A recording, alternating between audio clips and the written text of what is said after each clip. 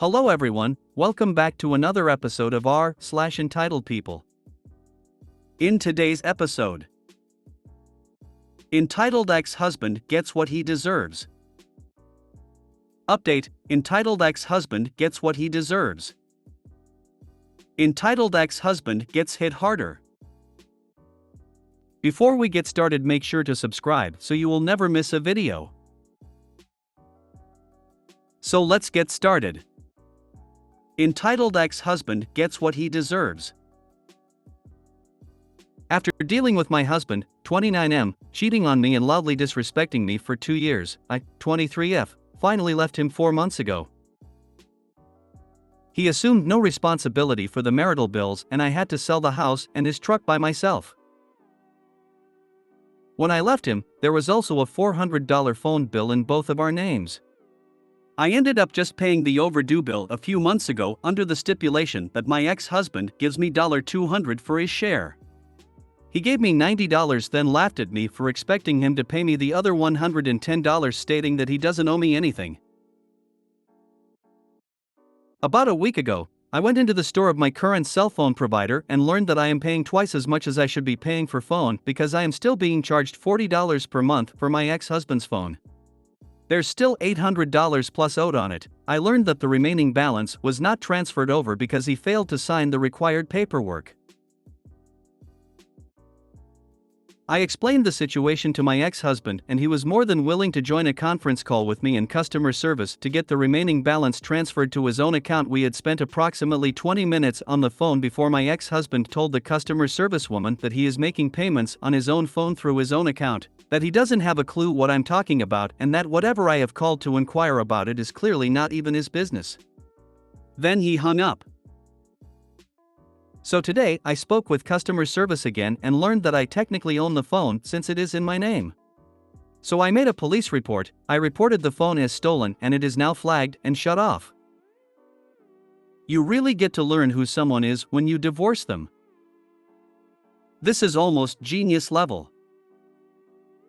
I would have loved to have seen his face when he found the phone was shut off and put 2 and 2 together. I'm delighted your soon-to-be ex-husband is finding out you're not the pushover he thought you were.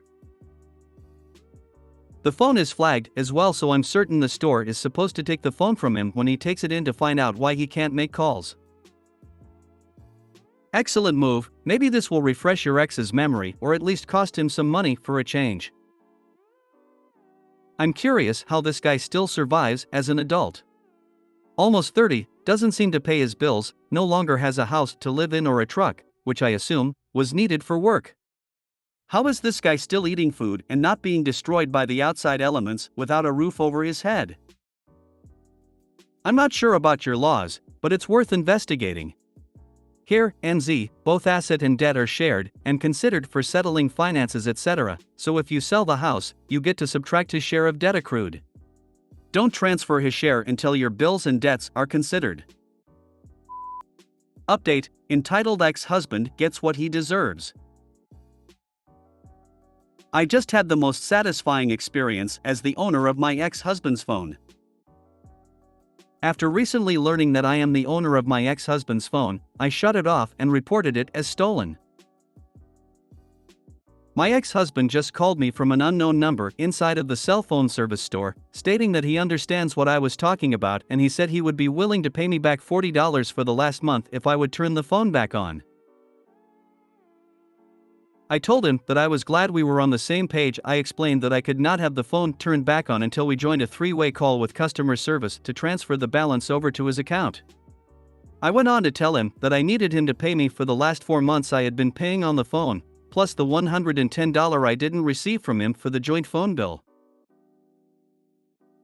He cash-apped me the correct amount immediately. On the phone with customer service, we learned that the balance cannot be transferred over because my ex didn't sign the appropriate paperwork in time, so I am still the owner of my ex-husband's phone.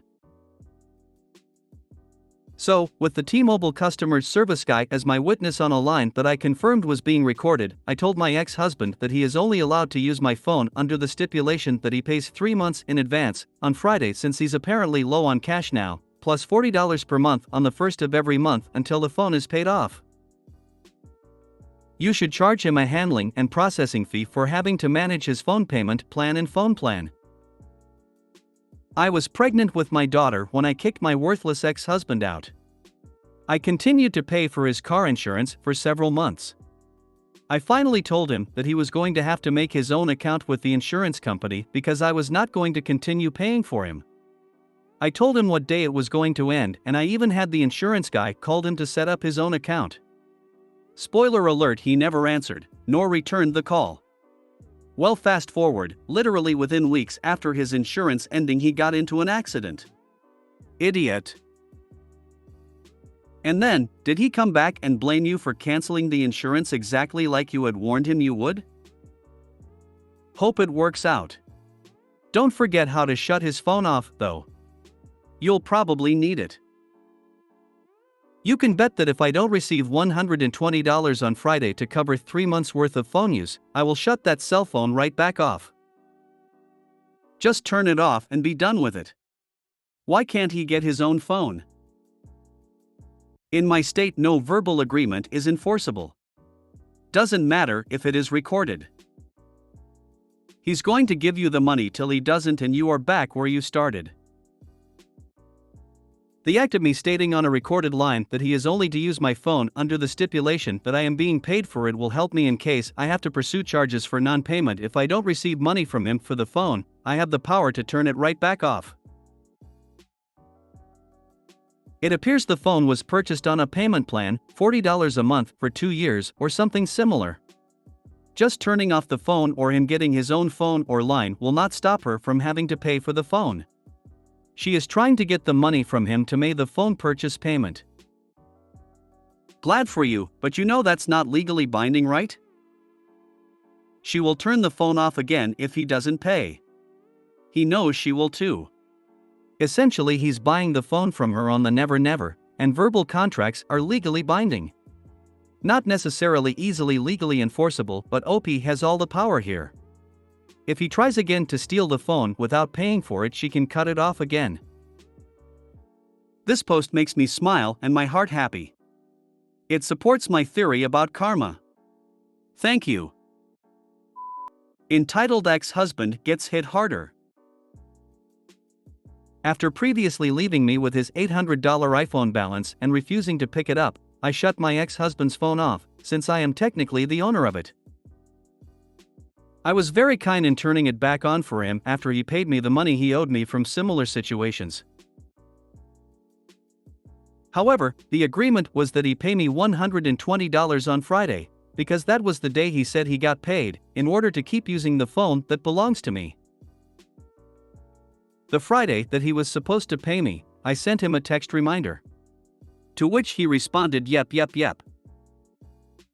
So I sent him my Cash App tag.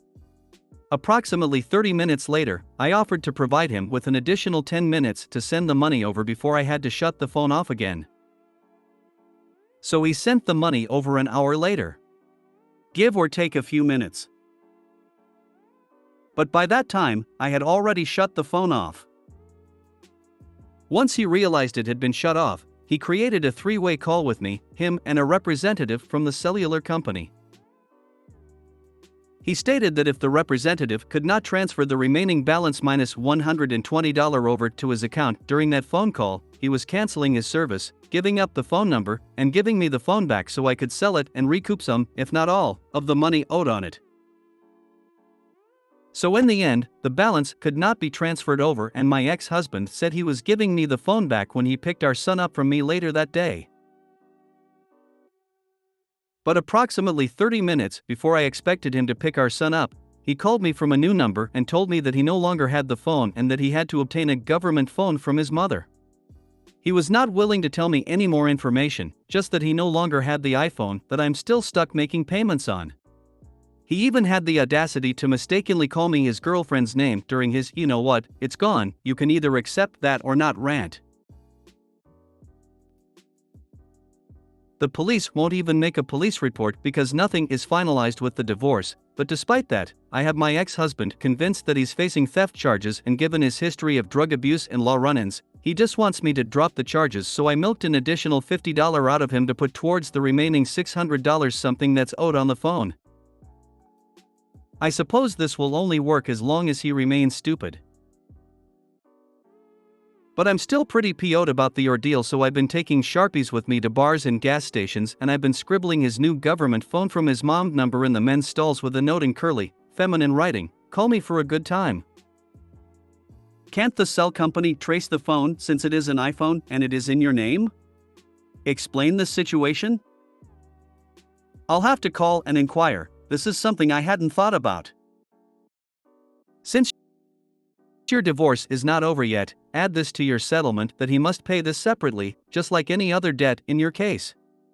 I'm sure you have texts between you where he acknowledges he owes you the unpaid balance. Take screenshots of everything, add your exhibits, screenshots as proof, and submit it to the court. The judge should get a chuckle out of it, and if the judge didn't know what you have been dealing with, they will after this. Who knows, stupidity like this, when known by the court, may sway others' things in your favor. I wish you all the best. Great advice. I would add that it might be worth stopping the Sharpie revenge and the like, even if it most likely won't be discovered until the divorce is over. JMO, I think you would want to come off as the sane one in this. You wouldn't want the judge to think you both deserve one another. Report the phone as stolen to your phone service provider. That should blacklist the IMEI and make it difficult for him to still use it or sell it to someone else. Someone wrote my phone hashtag on the men's room wall saying for a good time. This guy called me, so I took him to my weekly D&D game.